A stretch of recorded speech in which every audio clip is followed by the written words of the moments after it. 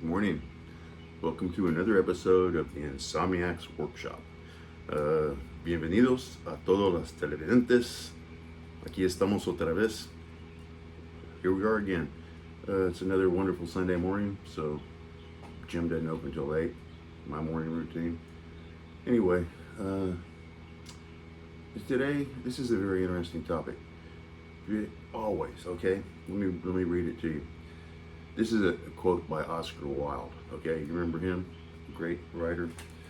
Had innumerable problems in his life due to social issues, but he kept a stiff upper lip through the whole thing and a good sense of humor. So we respect the man, and you'll want to look up on the internet and see what his dying words were on his deathbed. Those were very interesting. The man had a good personality and a good sense of humor. Anyway, his quote, Oscar Wilde, the great Irishman. The truth is rarely pure and never simple.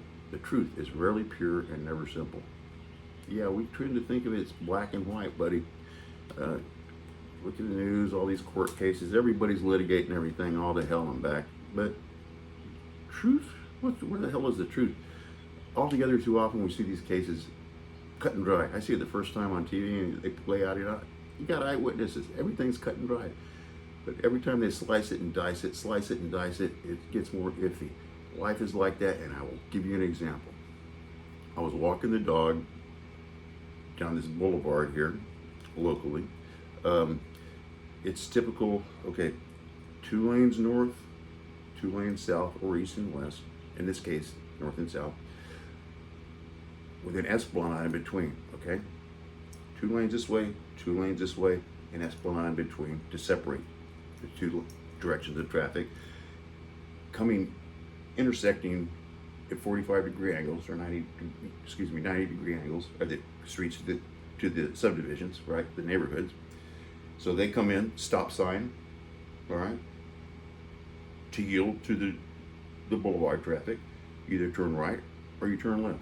Left, you have to cross on this traffic and go that way, okay? But either way, it's nice and smooth. It's not a busy intersection. None of these intersections in these subdivisions are busy. The boulevards are nice and wide. It's never busy. But this one morning, I'm walking along. I'm very close to this intersection. There's a car coming along the boulevard, okay? He's coming like this. He's approaching the intersection. Another car is approaching the intersection out of the neighborhood. So here goes this guy this way, down the boulevard, clearly with the right of way, of course. The intersection feeding into the boulevard has a stop sign. Okay, this guy's going, he's speeding. He seems to be speeding. It's a 35. I can tell he's going at least 45. This guy come here, he does stop, but it's early in the morning. He doesn't look too carefully, and he just slowly starts pulling out. This guy's zooming along, like I said, too fast, and I see him. He has it right away, but he's not watching the road. He's kind of watching the lane he's in, which is the one closest to the curb, but he's looking at his phone like this, and he's talking, and he's nodding with one hand on the steering wheel. You can guess what happens. Bam! Slow. This guy's going slow, but he's still moving. This guy's going, like I say, probably 45. Bam! Wham! Not quite a sideways T-bone, but kind of a quarter nose, the very edge of it. Anyway, everything stops. This guy stops. This guy pulls over. He looks like a student. He gets out of the car, sits on the curb, gets out his phone, and starts talking. This guy over here is kind of just sitting in his car. Cops come. They never asked me about if I was a witness. Of course I was, and I didn't volunteer because nobody asked, and I had the dogs. I don't know. Anyway, but here's the thing. Who's really at fault? Obviously, this guy's speeding. This guy did come to a stop, but he didn't pay attention enough to see this guy coming speeding. I don't know if he was doing his cell phone too, but this guy speeding was doing his cell phone. He wasn't giving the due attention. So, first glance, this guy's completely wrong because he entered while this guy was going. But yet this guy was going too fast. This guy was, if he had a glance to the left, and it was early in the morning, so there's a lot of shadows, he would have been looking for a car coming at 35, not 45. That doesn't seem like a big difference, but it's a percentage difference. Anyway, the case of the matter is, if the cop had to talk to me immediately, I would have had one reaction. I would have saw exactly what I saw. But the problem with the human mind is every time you recall it, it's different.